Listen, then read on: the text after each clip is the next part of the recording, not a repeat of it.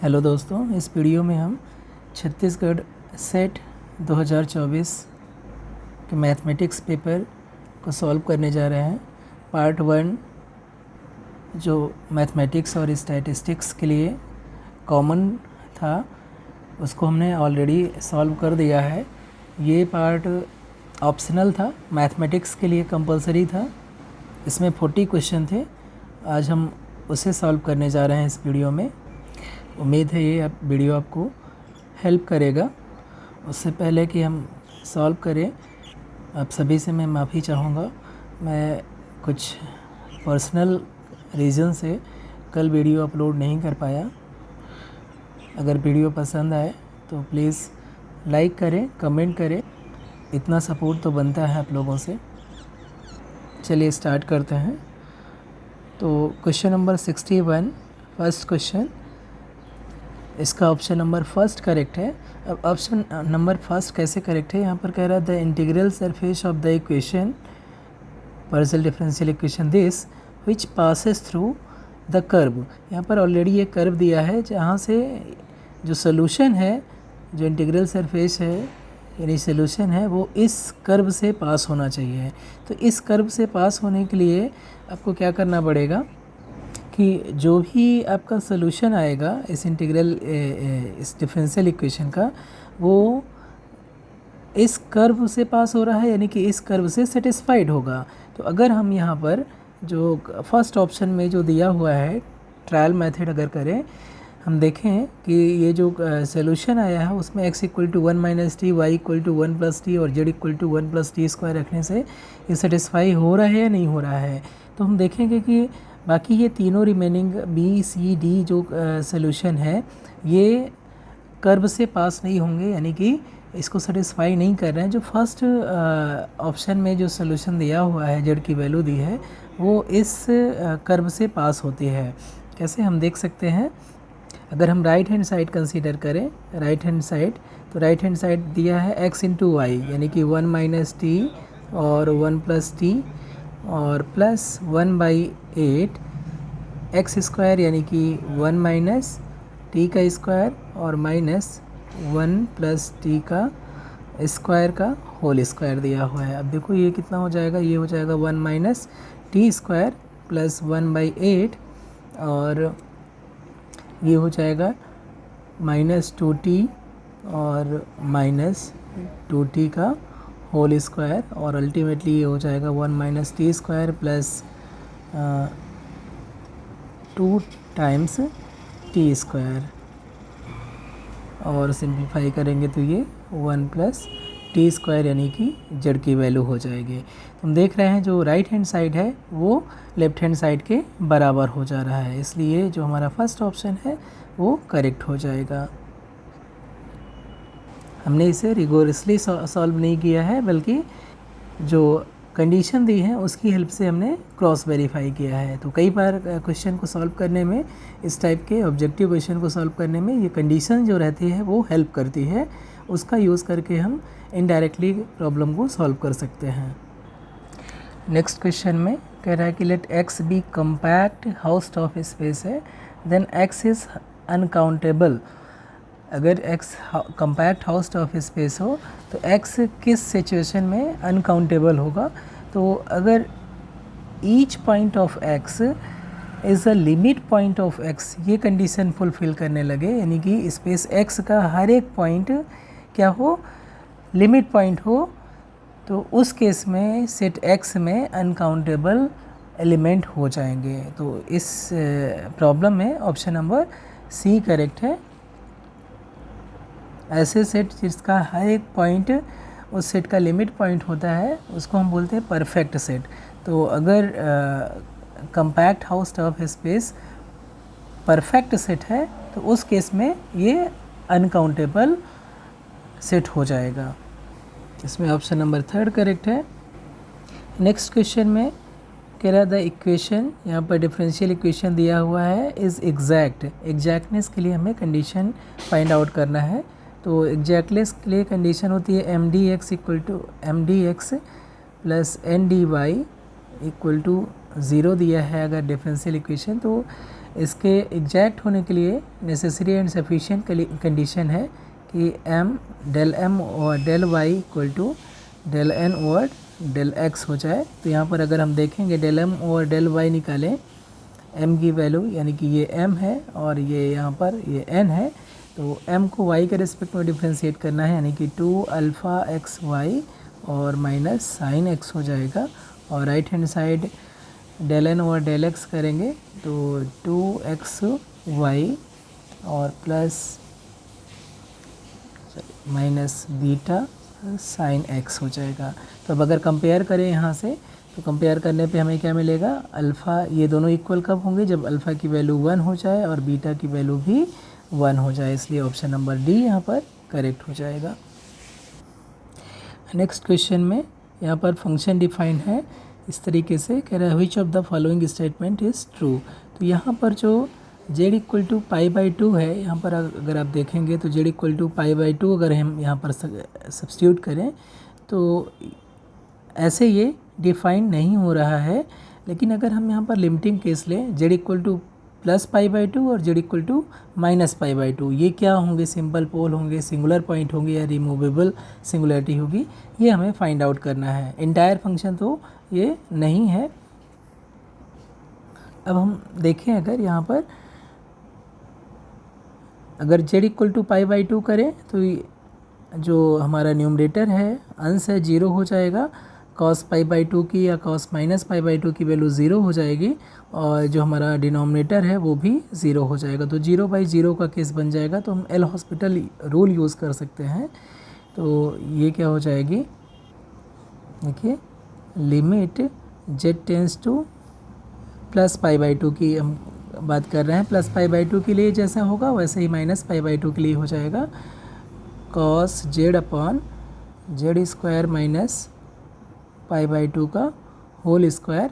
ये L'Hospital rule use करेंगे तो ये हो जाएगा limit z tends to pi by 2 और न्यूमरेटर का डेरिवेटिव यानी कि माइनस साइन जेड और डिनोमिनेटर का डेरिवेटिव यानी कि 2 टाइम्स z हो जाएगा ये, और z tends to pi by 2 है। तो अब अगर हम लिमिट लेंगे तो न्यूमरेटर हमारा पाई बाई 2 है यानी कि साइन z यानी साइन पाई बाई 2 यानी कि 1 हो जाएगा, और नीचे आ जाएगा 2 इंटू जेड यानी कि 2 इंटू पाई बाई 2, तो ये 2 कैंसिल हो जाएगा और आ जाएगा माइनस 1 बाई पाई।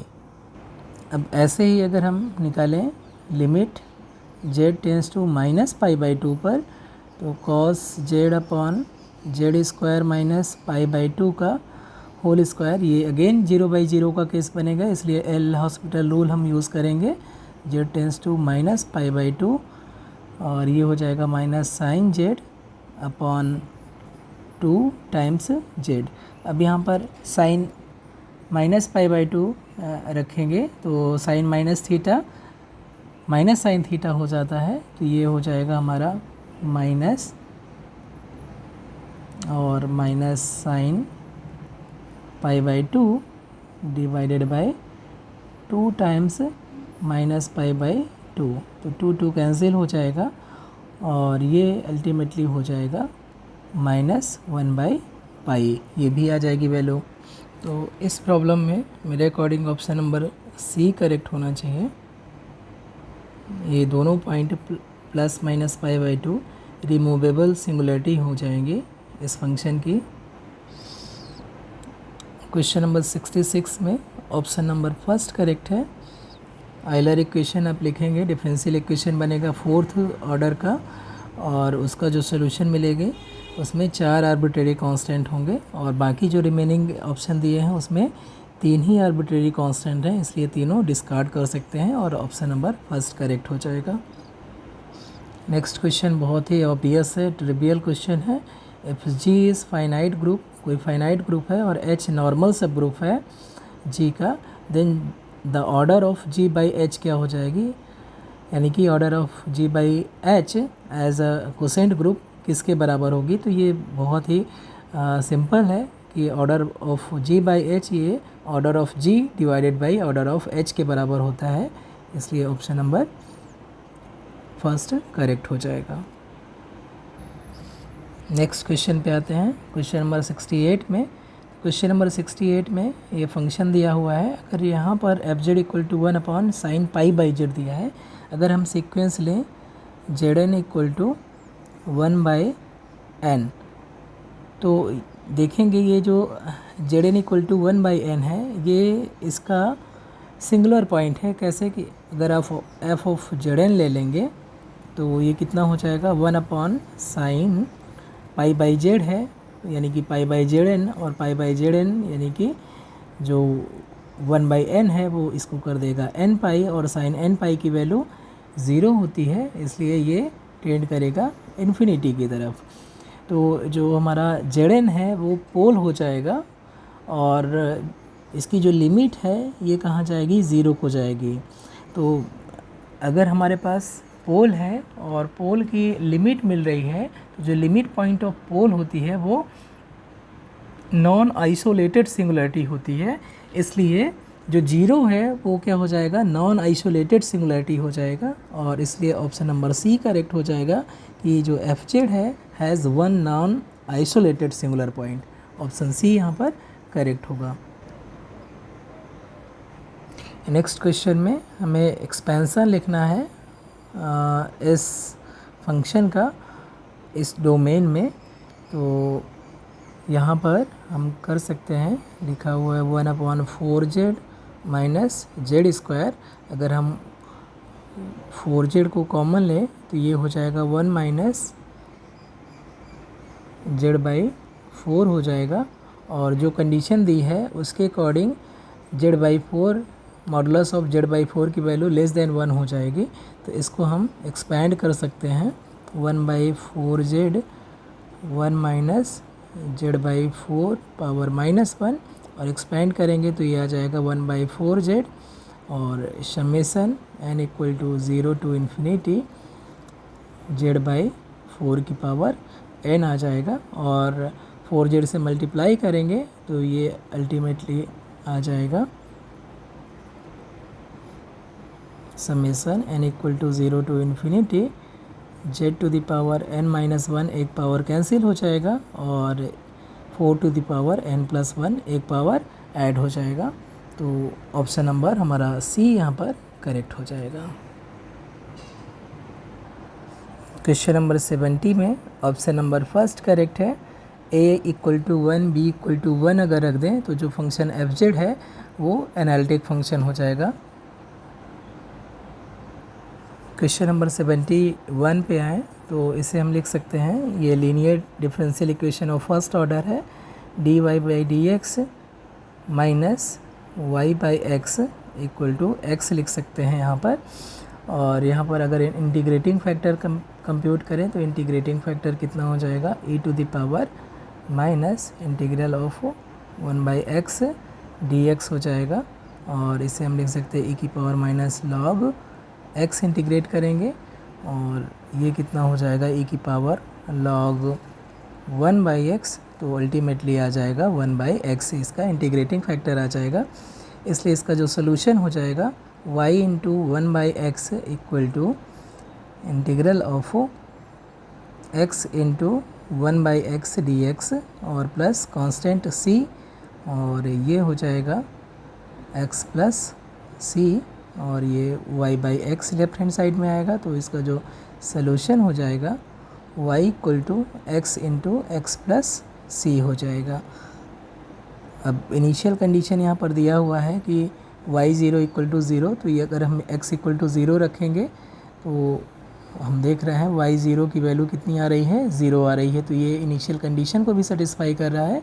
और यहाँ पर c क्या है, कांस्टेंट है, आर्बिट्रेरी कांस्टेंट है, कोई भी आप कांस्टेंट आप चूज़ करिए, ये हमेशा एक सलूशन को रिप्रेजेंट करेगा इस इनिशियल वैल्यू प्रॉब्लम के। इसलिए ऑप्शन नंबर हमारा बी करेक्ट हो जाएगा। इस इनिशियल वैल्यू प्रॉब्लम का इनफाइनाइटली मैनी सॉल्यूशंस मिलेंगे, क्योंकि आप सी को चेंज करते जाएंगे तो आपको अलग अलग सॉल्यूशन मिलते जाएंगे।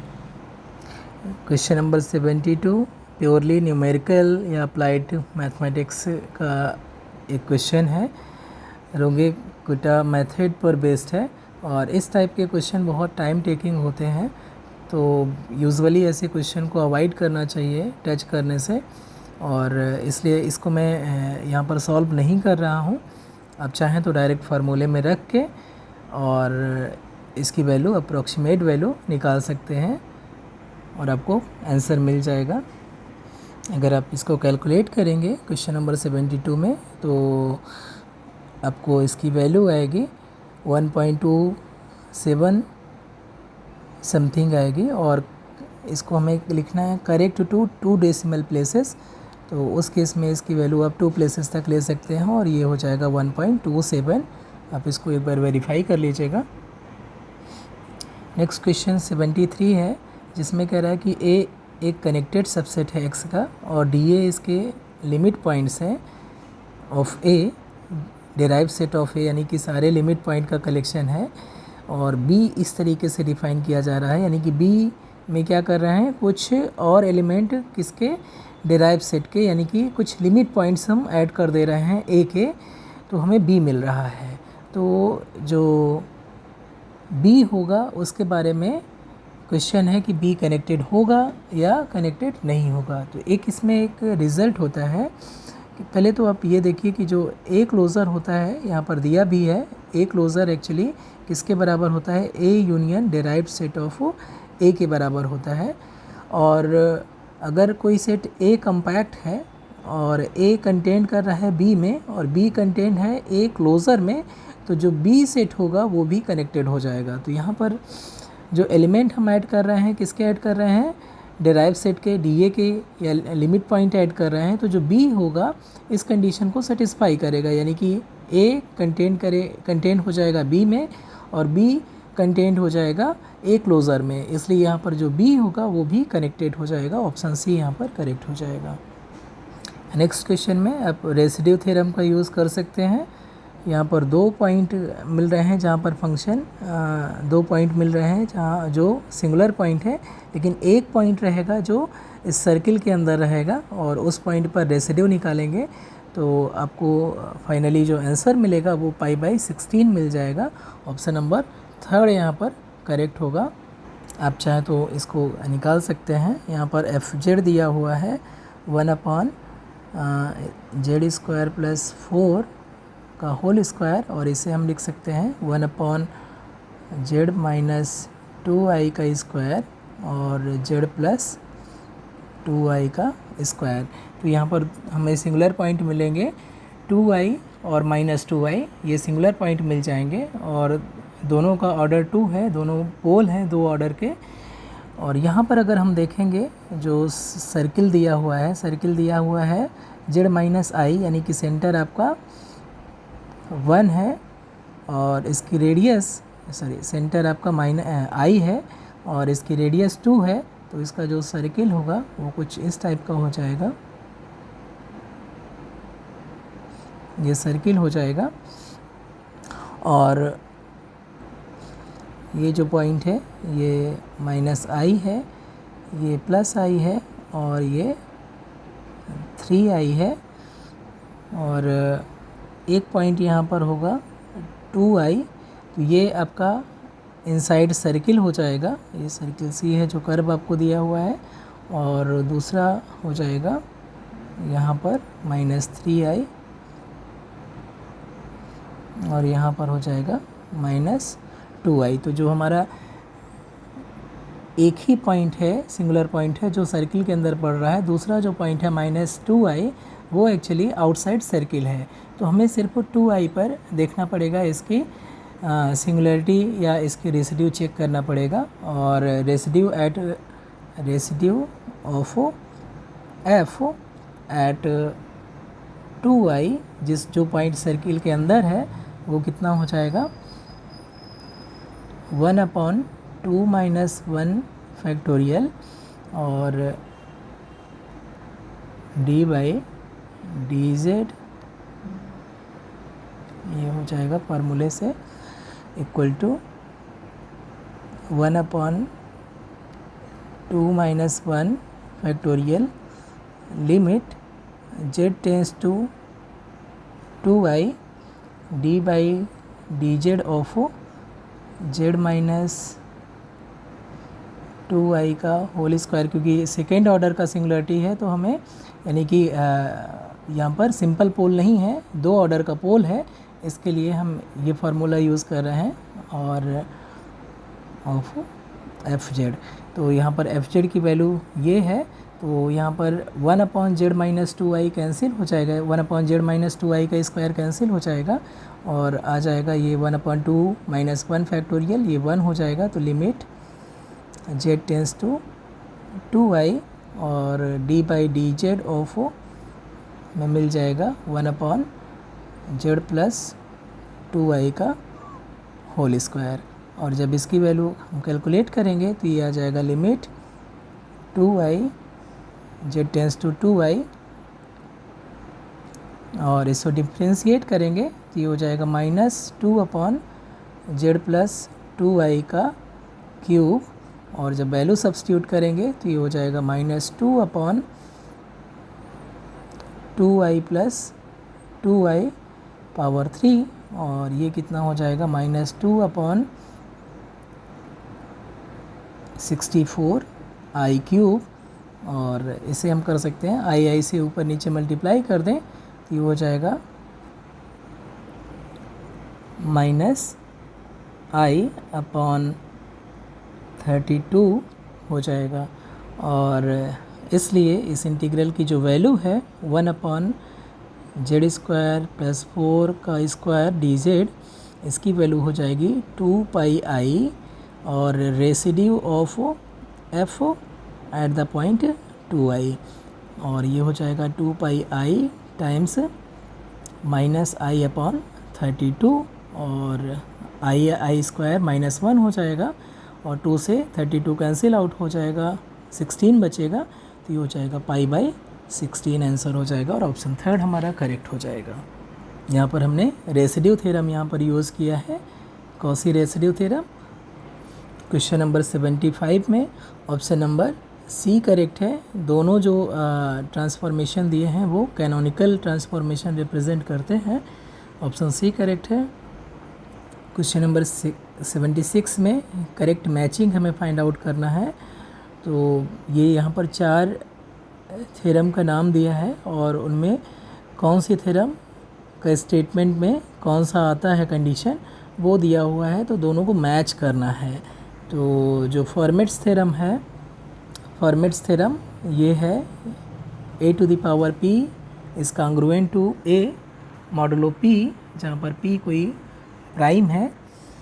तो 1 जो है करेक्ट है, मैच करेगा c से। अब 1 मैच करेगा c से और 1 जो मैच कर रहा है c से वो ऑप्शन नंबर a में ही है और बाकी बी सी डी में नहीं है, इसलिए ऑप्शन नंबर ए करेक्ट हो जाएगा। कोई भी एक आपको रिज़ल्ट याद है, जैसे आइलर थ्योरम क्या होती है, आइलर थ्योरम होती है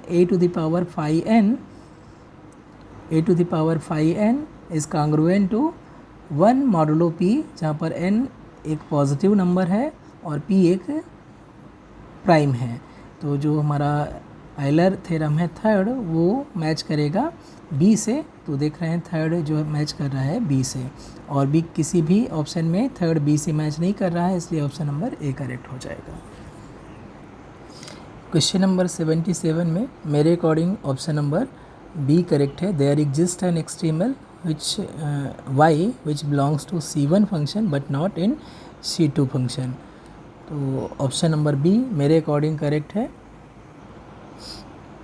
क्वेश्चन नंबर 78 में जो ऑर्डर टोपोलॉजी है, then the order topology on x, जो ऑर्डर टोपोलॉजी x में होगी वो डिस्क्रीट टोपोलॉजी नहीं होगी, ये नॉट अ डिस्क्रीट टोपोलॉजी होगी।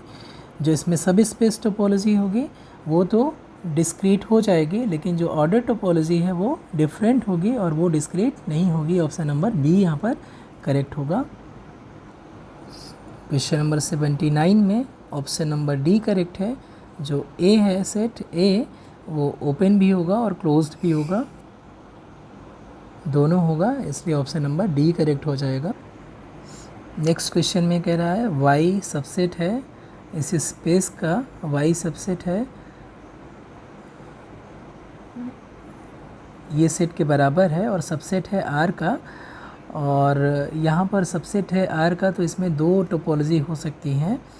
एक तो सब स्पेस टोपोलॉजी हो जाएगी, और चूँकि एक यहाँ पर एक नेचुरल ऑर्डरिंग है इसलिए एक ऑर्डर टोपोलॉजी होगी। तो सब स्पेस टोपोलॉजी के रिस्पेक्ट में जो सिंगलटन 2 है वो तो ओपन सेट होगा, लेकिन जो ऑर्डर टोपोलॉजी है उसके रिस्पेक्ट में ये ओपन सेट नहीं होगा। तो हमारा ऑप्शन नंबर यहाँ पर बी करेक्ट हो जाएगा। In the order topology on Y singleton 2 is not open. Order topology के रिस्पेक्ट में जो सिंगलटन 2 है वो ओपन नहीं होगा। इनफैक्ट ये क्लोज्ड होगा लेकिन ये ओपन नहीं होगा। क्वेश्चन नंबर 81 में ऑप्शन नंबर फर्स्ट करेक्ट है, ए करेक्ट है। बहुत ही ट्रिवियल है ये। कैसे?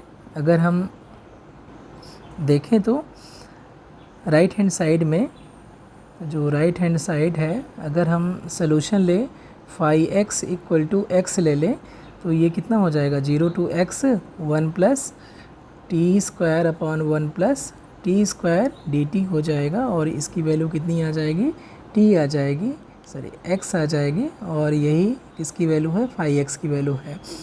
और ये लेफ्ट हैंड साइड हो गया। तो राइट हैंड साइड बराबर लेफ्ट हैंड साइड है, यानी कि phi X equal to X इसका एक सोल्यूशन हो जाएगा, और इसलिए फाई ऑफ 1 की वैल्यू कितनी हो जाएगी, 1 हो जाएगी। ऑप्शन नंबर 1 यहाँ पर करेक्ट हो जाएगा। नेक्स्ट क्वेश्चन में ऑप्शन नंबर बी करेक्ट है। यहाँ पर जो आइगन वैल्यू निकालना था, the eigenvalue of boundary value problem क्या हो जाएंगे, ऐसे lambda equal to alpha N square ऐसे हो जाएंगे जहाँ पर अल्फ़ा इस इक्वेशन के रूट्स हो जाएंगे। इसलिए ऑप्शन नंबर बी यहाँ पर करेक्ट होगा। क्वेश्चन नंबर 83 में ऑप्शन नंबर बी करेक्ट है। फ्रेडहोम इंटीग्रल इक्वेशन को सॉल्व करेंगे तो हमें वाई एक्स इक्वल टू आएगा -30x plus 40x square. Question number 84 में ऑप्शन नंबर सी करेक्ट है। 1/d² plus d plus 1 sine x की वैल्यू निकालना है। ये हो जाएगा 1 माइनस 1 का square plus d plus 1 times sign X हो जाएगा, और ये -1 और +1 कैंसिल हो जाएगा, तो 1/d ऑफ साइन एक्स बचेगा, और साइन एक्स को इंटीग्रेट कर देंगे। 1/d है तो इंटीग्रेट करना पड़ेगा, यानी कि माइनस cos x हो जाएगा, और ऑप्शन सी यहाँ पर करेक्ट हो जाएगा। यहाँ पर अगर हम कंपेयर करेंगे तो ये r की वैल्यू है और s की वैल्यू 2 है और t की वैल्यू ये है। तो क्लासिफिकेशन के लिए हमें कंसीडर करना पड़ता है s² माइनस 4rt, और ये वैल्यू अगर ग्रेटर देन 0 है तो हाइपरबोलिक कहलाता है, और इक्वल टू 0 है तो पैराबोलिक कहलाता है, और लेस देन 0 है तो ये एलिप्टिक कहलाता है। तो s² माइनस 4rt कंसीडर करें तो s² यानी कि 4 माइनस 4 टाइम्स rt यानी कि x² plus y² minus 1 into x² plus y² plus 1, और ये हो जाएगा 4 टाइम्स 1 माइनस ये x² प्लस y² का होल स्क्वायर माइनस 1 हो जाएगा, और ये हो जाएगा 4 टाइम्स माइनस माइनस यहाँ पर प्लस हो जाएगा, तो ये 2 माइनस x² प्लस y² का होल स्क्वायर हो जाएगा।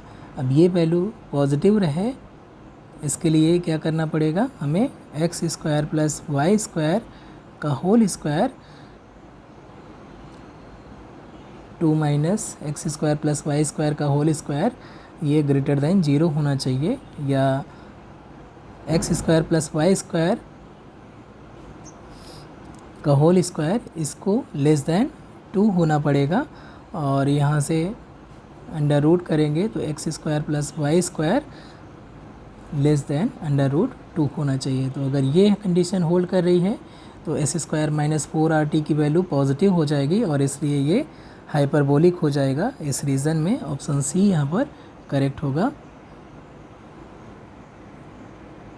आगे आते हैं क्वेश्चन नंबर 86 में।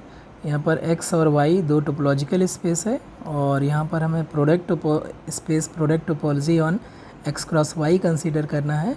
यहाँ पर b को डिफाइन किया है इस तरीके से, यानी कि collection of all open sets in product space है और b1 और b2 अगर दो एलिमेंट है b के तो उनका यूनियन भी ओपन होगा, इसलिए ऑप्शन नंबर सी यहाँ पर करेक्ट हो जाएगा। b1 b2 प्रोडक्ट स्पेस में ओपन है तो इन दोनों का यूनियन भी ओपन होगा प्रोडक्ट स्पेस में। ऑप्शन सी यहाँ पर करेक्ट हो जाएगा।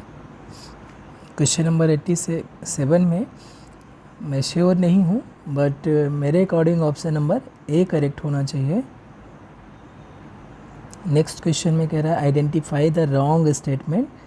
फर्स्ट ऑप्शन है एवरी सब group of an abelian group is normal.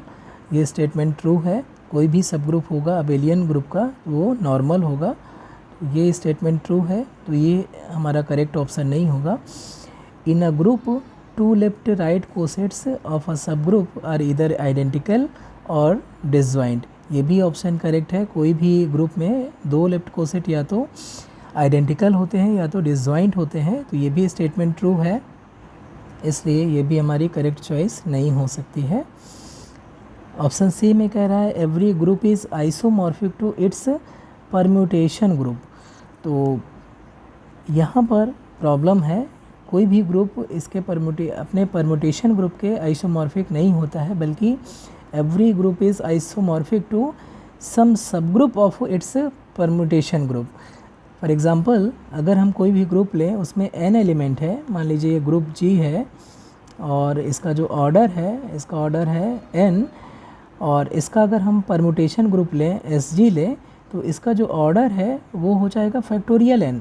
तो एक का ऑर्डर n है एक का फैक्टोरियल n है, तो दोनों आइसोमॉर्फिक हो ही नहीं सकते हैं। तो हमारा जो ऑप्शन सी है वो हमारा फॉल्स ऑप्शन हो जाएगा, फॉल्स स्टेटमेंट हो जाएगा, इसलिए सी यहाँ पर करेक्ट चॉइस हो जाएगी। अगर यहाँ पर एक और ऐड कर देता word every group is isomorphic to subgroup of its permutation group, isomorphic to subgroup यहाँ पर to subgroup of its permutation group, अगर ये वर्ड ऐड कर देता तब तो ये स्टेटमेंट सी करेक्ट हो जाता, लेकिन ये नहीं है, इस सब ग्रुप ऑफ परम्यूटेशन ग्रुप नहीं है, वर्ड ऐड नहीं है, जबकि ये कह रहा है कि group is isomorphic to its permutation group. तो इसलिए ये ऑप्शन नंबर सी यहाँ पर फॉल्स हो रहा है, स्टेटमेंट सी फॉल्स हो रहा है और इसलिए हमें रॉन्ग स्टेटमेंट ढूंढना था, इसलिए ऑप्शन सी ही हमारी करेक्ट चॉइस हो जाएगी। और अगर हम स्टेटमेंट सी को फॉल्स कह रहे हैं और सी हमारी करेक्ट चॉइस हो रही है, तो हम देख रहे हैं दो स्टेटमेंट हमारे ट्रू हैं और एक फॉल्स है। और ऑप्शन डी में क्या कह रहा है कि all the above are correct, तो all the above are correct, जबकि यहाँ पर कितने ऑप्शन करेक्ट है, दो ही स्टेटमेंट करेक्ट है और एक यहाँ पर फॉल्स है। तो इसलिए जो रॉन्ग स्टेटमेंट है या रॉन्ग ऑप्शन में डी भी हम ले सकते हैं, क्योंकि इसमें कह रहा है कि all the above are correct, जबकि ऐसा है नहीं, दो ही करेक्ट है, एक क्या है फॉल्स है। तो उस केस में हमारा ऑप्शन डी भी ले सकते हैं। किसी भी सिचुएशन में ये तीनों ऑप्शन ए बी और सी करेक्ट नहीं हो सकते हैं, चाहे स्टेटमेंट कहें कि ट्रू नहीं हो सकते हैं, तीनों स्टेटमेंट ट्रू नहीं है, चाहे तो आप ये कह सकते हैं तीनों ऑप्शन करेक्ट नहीं है। तो इसलिए जो हमारा डी है all the above are correct, ये भी रॉन्ग स्टेटमेंट हो जाएगा, इसलिए ऑप्शन डी भी हमारा करेक्ट चॉइस एक हो सकता है। क्वेश्चन नंबर 89 में ऑप्शन नंबर ए करेक्ट है। क्वेश्चन नंबर 90 में ऑप्शन नंबर डी करेक्ट है। क्वेश्चन नंबर 91 में ऑप्शन नंबर सी करेक्ट है। इस प्रॉब्लम में ऐसा फंक्शन जो अपने फाइनाइट पार्ट में सिर्फ सिंगुलरिटी जो कि सिर्फ पोल हो वही रखता है, तो ऐसे फंक्शन को हम मीरोमॉर्फिक फंक्शन कहते हैं। क्वेश्चन नंबर 92 में ऑप्शन नंबर सी करेक्ट है। ये कैसे हम कर रहे हैं, डायरेक्ट हम जो इनिशियल कंडीशन दिया है y 0 पर क्या है फंक्शन की वैल्यू, 0 पर फंक्शन की वैल्यू क्या है 0 है, तो अगर यहाँ पर हम 0 सब्स्टिट्यूट करेंगे तो y इक्वल टू सी आ जाएगा। यहाँ पर अगर 0 सब्स्टिट्यूट करेंगे तो C2 आ जाएगा, x इक्वल टू 0 रखेंगे तो C2 आ जाएगा, तो ये भी करेक्ट नहीं हो सकता है, ए और बी भी करेक्ट नहीं हो सकता है। ऐसे ही डी ऑप्शन में अगर x इक्वल टू 0 रखेंगे तो y इक्वल टू सी आ जाएगा, इसलिए ये भी करेक्ट नहीं हो सकता है, हमारा ऑप्शन नंबर सी ही करेक्ट हो सकता है। तो इनडायरेक्टली हम जो कंडीशंस दी हुई हैं उसकी हेल्प से हम कंक्लूड कर रहे हैं। क्वेश्चन नंबर 93 में अगर कैलकुलेशन मेरा सही है तो ऑप्शन नंबर डी करेक्ट है, और कैलकुलेशन गलत होने के चांसेस ना के बराबर है, ऑप्शन नंबर डी यहाँ पर करेक्ट हो जाएगा।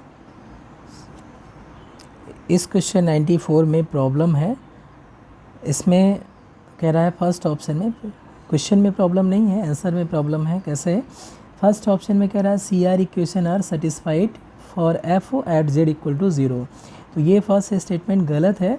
फर्स्ट स्टेटमेंट गलत है क्योंकि सी आर इक्वेशन सेटिस्फाइड नहीं है जेड इक्वल टू 0 पर, इसलिए ऑप्शन ए गलत है। अगर सी आर इक्वेशन सेटिस्फाइड नहीं है 0 पर तो 0 पर फंक्शन डिफरेंशिएबल नहीं हो सकता है और एफ डैश 0 एग्जिस्ट नहीं करेगा, इसलिए ऑप्शन बी यहाँ पर करेक्ट हो जाएगा। और F Z is not analytic at Z equal to 0, जब एफ 0 पर डिफरेंशिएबल नहीं है तो 0 पर एनालिटिक नहीं हो सकता है, इसलिए ऑप्शन नंबर सी भी करेक्ट हो जाएगा। तो यहाँ पर option B and C both option are correct, तो आप इस प्रॉब्लम के लिए भी क्लेम कर सकते हैं, आपत्ति कर सकते हैं। नेक्स्ट क्वेश्चन में ऑप्शन नंबर बी करेक्ट होना चाहिए।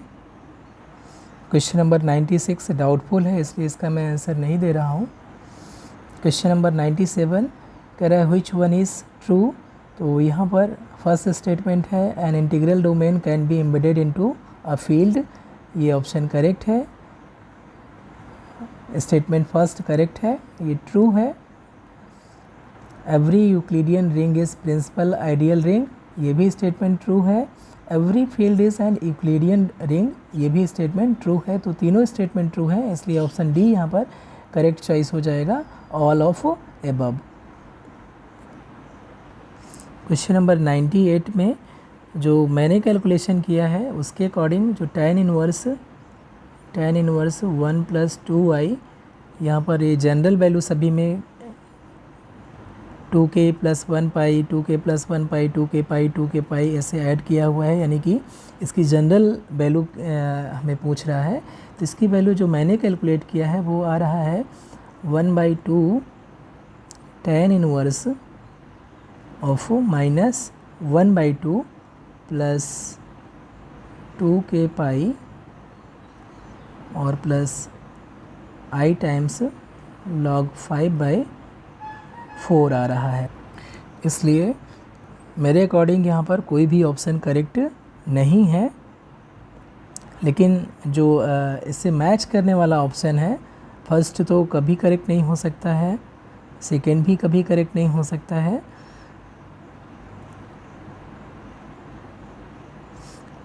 थर्ड भी कभी करेक्ट नहीं हो सकता है। जो फोर्थ ऑप्शन है डी ऑप्शन, उसमें प्रॉब्लम क्या है, यहाँ पर माइनस साइन अगर दिया रहता, -1/2 कर देता तो ये ऑप्शन करेक्ट हो जाता। तो हो सकता है यहाँ टाइपिंग मिस्टेक हो, तो जो ऑप्शन डी किए हैं उनके लिए कुछ भी करने की ज़रूरत नहीं है, और चाहे तो आप इसको क्लेम कर सकते हैं इसका जो आंसर है ये करेक्ट आंसर ये होना चाहिए, जबकि यहाँ पर कोई भी ऑप्शन इसके बराबर नहीं है, इसलिए यहाँ पर none of the option are correct हो जाएगा। अगर आप दावा आपत्ति नहीं करेंगे तो जो व्यापम है ऑप्शन नंबर डी को करेक्ट मानेगा। ऐसे ही प्रॉब्लम क्वेश्चन नंबर 99 में है, जो मैंने कैलकुलेशन किया है उसके अकॉर्डिंग जो आ रहा है वो ये है कि Q1 double dash equal to 2 times F dash capital Q1, और जो सेकेंड आ रहा है equation Q2 double dash equal to 0 आ रहा है। तो मेरा जो कैलकुलेशन है ये कह रहा है कि इक्वेशन ये होना चाहिए, दो जो लैग्रांज इक्वेशन है वो यही होना चाहिए, जबकि ये किसी भी ऑप्शन में दिया हुआ नहीं है। ऑप्शन नंबर बी, सी और डी तो कभी पॉसिबल नहीं है। ऑप्शन नंबर ए में यहाँ पर क्या दिया है, माइनस साइन एक्स्ट्रा कर दिया है, तो मे भी ये टाइपो हो सकता है। तो अगेन आपको दावा आपत्ति करना चाहिए इस प्रॉब्लम में। अगर आपने B C D option choose किया है तो आपको दावा आपत्ति करना चाहिए कि इसमें कोई भी ऑप्शन करेक्ट नहीं हो सकता है और ये क्वेश्चन में भी रिमूव कर दिया जाए। और अगर आप ऑप्शन नंबर ए करेक्ट किया है तो आपको कुछ भी करने की ज़रूरत नहीं है, व्यापम ऑप्शन नंबर ए को ही करेक्ट मानने वाला है। ये माइनस साइन टाइपो एरर है, ठीक है। तो मेरे अकॉर्डिंग कोई भी ऑप्शन करेक्ट नहीं है, लेकिन जो बेस्ट पॉसिबल ऑप्शन है वो है ऑप्शन नंबर ए। इस पेपर का लास्ट क्वेश्चन, इसमें कह रहा है कि if the initial guess of a root of the equation while solving by Newton-Raphson method is 1, then value of root after 1 iteration। तो यहाँ पर जो f(x) है वो हो जाएगा x square minus 4x plus 1, इसका डेरिवेटिव हो जाएगा 2x माइनस 4 हो जाएगा। और जो इनिशियल पॉइंट दिया हुआ है x नॉट इक्वल टू 1 दिया है, तो इसका जो फर्स्ट इटरेशन है x1 होता है x not minus f(x) not upon f dash x not. ये फर्स्ट इटरेशन के लिए फार्मूला है। तो जो हमारा x1 है वो हो जाएगा 1 माइनस f(x) नॉट, यानी कि f(x1) रखेंगे तो f1 की वैल्यू कितना हो जाएगा 1 माइनस 4 प्लस 1 यानी कि माइनस 2, और f डैश 1 की वैल्यू हो जाएगा 2 माइनस 4 यानी कि माइनस 2। तो ये हो जाएगा माइनस 2 अपॉन माइनस 2, और ये हो जाएगा 1 माइनस 1 यानी कि 0। तो फर्स्ट इटरेशन के बाद जो न्यूटन रैप्सन मेथड से फर्स्ट इटरेशन के बाद तो जो वैल्यू है वो क्या होना चाहिए, x1 इक्वल टू 0 होना चाहिए। ऑप्शन नंबर डी करेक्ट हो जाएगा। दोस्तों वीडियो को लाइक करना ना भूलें, कमेंट करें, शेयर करें एंड चैनल सब्सक्राइब करें। Thank you so much.